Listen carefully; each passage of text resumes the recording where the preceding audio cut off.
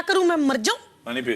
मेरी कोई फीलिंग नहीं है। हाँ ठीक है, पानी पी। तुम्हारी फीलिंग तुम्हारी, तो ताड़ा कुत्ता टॉमी, साडा कुत्ता कुत्ता, ताड़ा कुत्ता टॉमी, साडा कुत्ता कुत्ता। क्या करूं मैं, मर जाऊं? मेरी कोई फीलिंग नहीं है। तुम्हारी फीलिंग तुम्हारी, मेरी कोई फीलिंग नहीं है। तुम्हारी फीलिंग तुम्हारी, ताड़ा कुत्ता टॉमी, साडा कुत्ता कुत्ता, ताड़ा कुत्ता टॉमी, साडा कुत्ता कुत्ता। क्या करूं मैं, मर जाऊं? ताड़ा कुत्ता टॉमी, साडा कुत्ता